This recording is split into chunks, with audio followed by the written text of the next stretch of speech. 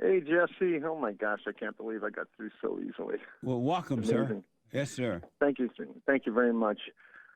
About a year ago, I've always been an atheist. My family are atheists. My wife is an atheist. My kids I even And raised so, as an atheist. wow. And what does atheist mean to you?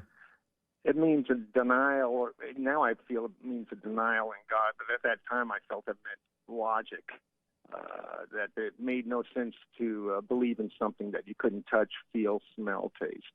So, to you, when you were an atheist, it meant denial of God. Yes, sir, yeah. Oh, okay. And you were that way Well, because you grew up that way?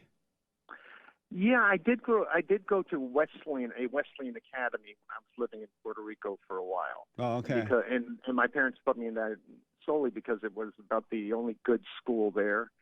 And the Wesleyans are very strict Christian religion. Oh, And so when I was growing up, I think I stayed there until about fourth grade. I remember one teacher that told us that, what hell was. And she said, picture the most horrible thing you can imagine and, multiply that. And as a little child, I'm a writer now. As a little child, excuse me, as a little child, I thought of my worst fear was being locked up in like a coffin. Well, then over the years, it came to be, a coffin that I could never get out of and couldn't breathe, and that would be, I'd spend my eternity in there. That's what I've thought of as a little kid my whole life. yeah. And my mother blamed the Wesleyans, and she goes, that's just them, and all that stuff. So, But your so I parents did not, both your parents were atheists as well? not. I mean, they were Episcopalians, so they went to Episcopal church for a very short while. Oh, okay. And I I asked my got you. mother later why that was, and she said just for the community kind of thing. Oh, okay. Amazing. Episcopalians are very superficial. I thought at the time superficially Christian, but that was just my thoughts. I don't believe that Right. now. And what do you So believe now? now I'm a full Christian, and it's very odd how that happened. It just happened a year ago. Can you hold on for me, Diego? Let me take a quick break. Absolutely, All right. absolutely. I got to take a quick break. Back in a moment. And so, what happened, Diego, that caused you to become a Christian? Well, we lived in Europe for about 13 years, working for the military. And when I came back to Hopkinsville, a place I never even expected to drive to, I had this real urge to get a Bible and read it. I did buy a Bible, and I did starting to read it, and I just it was I couldn't understand how people could find God through the Bible, but I had this inclination, and then I turned on your show because I love comedy, and you were super funny when you first listened to you, Jesse. People just really turned on to your humor. Yeah. It's so funny, and I related to your accent because I was from Fort Myers, so we had a lot of deep South kind of accent. I just loved the way you talked and your humor. So that's Thank what you. kept me. Yes, sir. That's what kept me kind of listening to you for a while, and after a while, the one day. Well, let me. I don't want to keep on too long, but about 7 months ago, I had.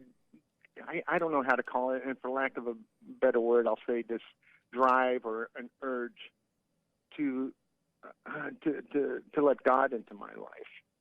And it was so strange. And I know that people have said this before, and I was one of the ones listening to them going, "Oh, come on," But I literally had not a voice in my head, but it was everything. It was feeling, a voice, an urge, and going back to what I was telling you about the Wesleyan Academy, that big fear I had. That's going to come into it. I had this lump in my belly that I'd had for a while, and my wife finally felt it, and she goes, you got to go in and get that checked. And when I went in, my doctor just sighed. She goes, why didn't you come in sooner? I go, I didn't feel anything sooner. And long story short, I was diagnosed with cholangiocarcinoma, which is bile duct cancer. Amazing. And yeah, and it is very aggressive and very, short-lived. And how long ago was that? That was about 6 or 7 months ago. And so how are you doing today? Going down. It's not one of those that you really pull out of. I am right now. I decided to stop my chemo. I was on chemo for about 4 months. I think about 27 infusions. I stopped that, and my doctor is also a pain doctor, so he treats you for pain as well as being an oncologist. So right now I am on pain killers. I'm on oxycodone, unfortunately, and that's about it. So what made you stop the chemo? That's a good question, and my family are all gnashing their teeth at that. The chemo has its own issues.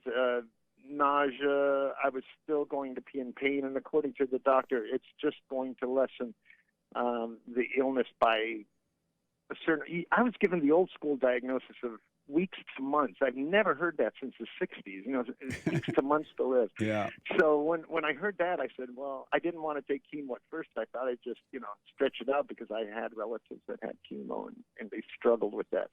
But I said, geez, that is way too short. I can't even explain issues to my kids, reasons why I did things I did. So I started the chemo. I was convinced to do so by my wife. And and it did okay, but we found more tumors in my belly. A classic story. I was just polluted with this stuff. So I've been doing the chemo, like I said, for months, and just recently, within the last couple of weeks, I decided that because of I hate nausea, and it does give you a lot of nausea. Yeah. Unfortunately, I didn't lose any hair, which is very strange, but I did have all the other effects. I used to work for I worked at a hospital once, and I worked in the X-ray. I worked on the medical floor, but I ended up managing the chemo department where they go down. Oh, wow. And I've managed that department. Right. And in managing it, I learned a lot from it. Radiation therapy, that's what it's called. Right. Oh, you're on radiation. Okay. I managed the office there, and I was able to see the patients when they first would come in to start the treatment. They had not started. And I would notice that the patient was like, they didn't even look like they were sick. The women were beautiful. Right. They had beautiful hair. They looked well. The men looked well. And then they start the treatment of radiation and chemo and all that. And by the time they were done, you didn't recognize them. They lost weight. All the hair was gone. It looked like they were getting worse rather than getting better. Exactly. And they were. And so I totally understand why. I'm not giving you advice on it, but I understand why you stopped. Well, thank you for that, and I try to explain that with people. I went down from 185. I'm at 151 now. Yeah. It's mostly chemo, but he says it could be cancer. Yeah, that's exactly how my case was. When I walked in there initially, I saw all these people with baseball caps on, and some in wheelchairs. The young kids are the worst ones because it's so sad to see the little kids, Yeah, it is. And then like 3 months later, all of a sudden those people, I'm one of them now, I look just like them, Yeah. So, but my big fear at that time, because of this inculcation, I guess is the word, of this fear of hell that they put in me, was I had that fear in me, and I was so terrified of dying and thinking that I would end up there. And then, so one day I said, I find it hard to believe, Jesse, so forgive me. I just prayed to God, like you said. I just prayed, and I said, I asked him, please, can I just not have this fear? I know I have to die. I know I'm leaving my young kids behind, but this fear, can it please go away? And Jesse, I'd like to say it didn't happen instantly, but it happened just quickly. Yep. I lost all fear. Yeah. All fear. And then I became, another word that I use, joyful and happy. And everyone around me, neighbors, everyone are saying they can't believe my courage. And I don't feel it's an issue of courage. I just don't feel like I have any fear anymore as far as what's waiting me down the road. That is a very deep point. It's not, when you have no fear, it's not that you feel like you have courage. You just don't have the fear. And in that, that's where the freedom is. Yeah. And that, I just wanted to thank you because I don't know if it wasn't for you, I think I was led your way. But if it wasn't for your show, I certainly, I may have done it some other way, but I did it by finding you and realizing that you don't have to be stiff and be like one of these holy rollers with headlights, you know. You can actually be a regular, funny, normal person. Yep. And it really works. And I was wondering why I was offered this. Why me? Why did I get this? I felt like it was offered. It was, this is your, and now in retrospect, I say this was your last chance, but I'm adding that to that. But that's what it felt like at the time. This is your chance. Take it now. And I said, okay. And my fear all went away. Everything disappeared. But I do have a couple of questions because I'm so new to this. Let me say this, and then I'll definitely let you. Give you a chance to ask the question. Sure. You are making such an important and deep and powerful point. I hope that the hearer or the hearers would let that soak in, because fear is not of God, and fear is not you, is not yours. Fear is the nature of evil, and it's all ego, and the ego is the nature of Satan, right? And in Satan has fear. Human beings don't have fear, but because they identify with the spirit that made a home in them, they think that is them, and it's not. And once you ask God to take that away, he definitely will. And there's nothing but freedom left. And again, you don't feel like you're of courage, because there is no feeling with courage. It's the lack of identifying with the false you, and that is the fear. And a whole lot of folks have fear today. It's a horrible way to live. Wow. So true. This world is just... Yeah, the world had a lot to do with it, too. I said, something's going on here, and it just can't be normal. I know that I'm 62 now. I started late, and I have a 13-year-old and an 18-year-old. And I said, I've never seen the world like this before. Yeah, and, same here. It has to be something. This can't be just a normal phase in the way the world is. It's not normal. It just can't be. It's not normal for men and women to be so weak. And why, Jesse? Why is it that... Go ahead, I'm so sorry. It's not normal for men and women to put other human beings over you as your leader, your guide, your expert. Oh, my expert, right? It's crazy to see it, because when I was growing up, as far as I knew, it was unheard of. Now it's so popular that it's hard for people to get away from it. What is that? It's so strange. I know. And why is it that we see it so clearly, and yet when I talk to my liberal friends, they don't see it at all. They don't see it at all. Because they have believed into it.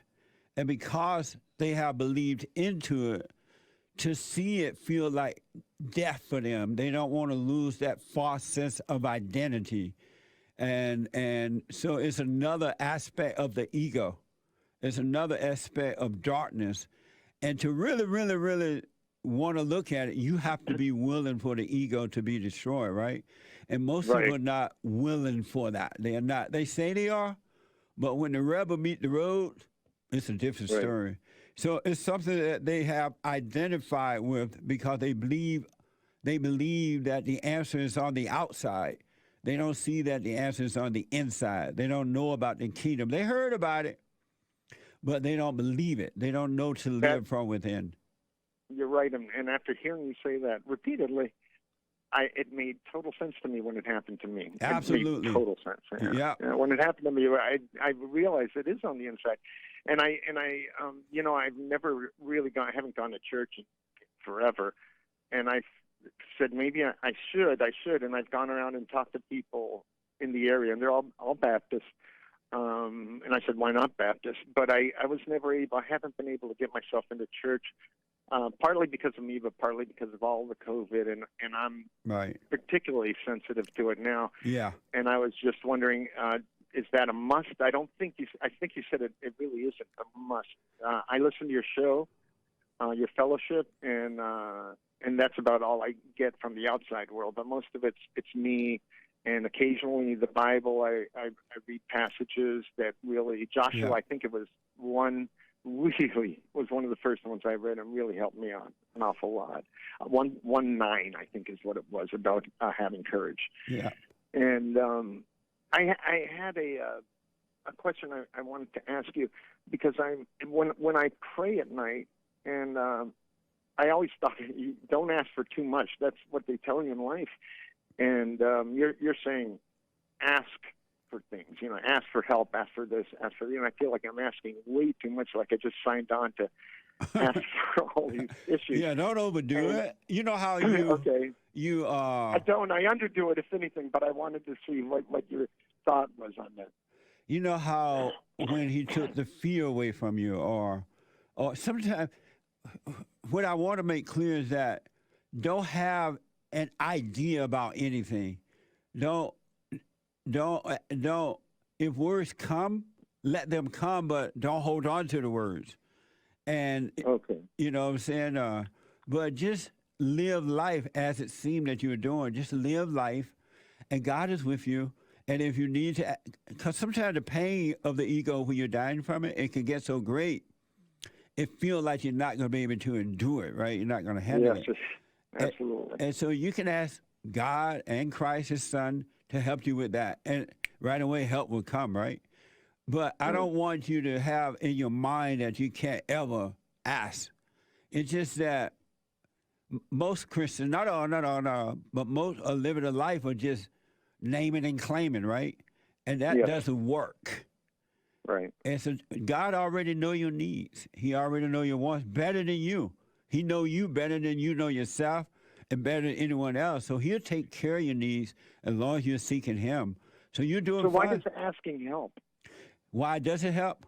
Yeah, if He knows what I'm going through, and I realize that, I understand that. Why do I have to ask for it? You don't. But that's the whole point. You really don't have to. But I don't want you to have a mindset, because Satan will use it against you, that you can never do it. If words come and you want to let the words out, let them out and let them move. Don't hold on to them. I do. He's about the only one that I break down when I'm talking to, I can do that because I do not show my kids. I'm doing my best not to show my kids any pain or any fear. Nice. I don't have fear, because I don't want them to grow up like that. And they will forever remember how you dealt with things. Quiet. Right. You didn't react. You didn't overreact. You didn't get into it. They're gonna always remember that. That is so powerful. Right. I'm glad you're doing that. Don't let them see that. Thank you for that. I went and talked to my mother. She came by. I have 4 sisters, and they're all, it's hysteria. It's been hysteria for the last 4 months. So I talked to my mother, and I didn't forgive her, because I think you had a sermon on forgiving and whether it was forgiveness or apologies. So I just said I wanted to tell you that I've held a resentment towards you, and it was my father. Even now, my mother's still a bad mouth my father. He's been dead for years. Yeah. And I said, I forgive you for all that. I knew you couldn't help yourself. You had a rough life, and you were raised by people that didn't know how to raise kids. They were raised by people that didn't know how to raise kids. Sorry. And so you didn't know how to raise kids. I don't either. So I apologize for the mistakes you made. And So what do you mean you didn't forgive her? That's what forgiveness is, to apologize for judging, for resenting. Well, I guess that is what I did, but I don't know. I maybe I misheard. I thought you said that forgiveness wasn't yours. It was the Lord's. No, that, it is. So what I mean, Okay. what you know how you realize you resented her for the way she raised you, the way she Yes. badmouthed your father, and when you resented her for that, you were playing God. You were judging, right? Yes. And because you were judging, you could not know God because you're playing God by judging, by being angry. But when you realize that she couldn't help it, and you went and said, "I'm sorry for resenting you for these reasons," and in that moment, God forgave you for playing God, for judging. Human beings don't forgive. Believe me, they don't. But God, only God does. And that's why when we are wrong, we apologize for being wrong, and He will forgive you, and your freedom is there. Because you're saying, you know what? I've been playing God. I've been angry. I've been judging you, and I've been judging myself. I've been making decisions. I've been playing God. And the sin is playing God to be your own God. Right. Wow. And so when you went and apologized for resenting her, that is forgiveness. I'm wrong for judging you. Got it. Okay, great. Well, then I did the right thing. Absolutely. Absolutely, cool. man. Well, thank God I do have a lot of emotional sisters. I have a lot of support. My neighbors are Christians. They've been doing my yard, bringing me food, and lucky also that this is a short-termer, that it's not stretching out too long. I don't have to drag along an oxygen tank or anything like that. It's giving me enough time to say my goodbyes, and I'm grateful for that. Sometimes I think it's a little too long because I don't want to get people to get sick of me, lingering. But no, it's going according to schedule, according to the doctor. But here's what I highly recommend that I got to run. Yes. Whatever thoughts you're getting about your situation, don't believe it. Do not believe it, because Satan will set you up to believe that you're going to die sooner rather than later. And then if you believe it, then it's the belief that would cause it to happen sooner rather than later, right? But if you just have a wait and see and don't judge it at all, don't have an opinion about it, just deal with it moment to moment to moment to moment, then it will be in the hands of God, and you just never know. You just never know what will happen. But you got to totally let go and let it be in the hands of God, because we as human beings are not in control of anything. We are helpless. We have no power over anything. And when you render yourself as helpless to God, you're all in. I mean, anything is possible, man. So doubt every thought, even about your situation, no matter what the doctors have said. Listen to what they say, I guess, but let it pass. Don't hold on to it. I gotcha. Thank you so much, Jesse. I appreciate everything from start to finish. I appreciate it. You're welcome, man. God bless you, and I really wish you well, all right? Thank you, sir. You have a great life. All right. Call me again. You betcha. All right. Bye. Bye. Amazing story, folks. Really. I had to let him have his talk. Diego have his talk there. I got to take a break. 2 more hours to go. Amazing.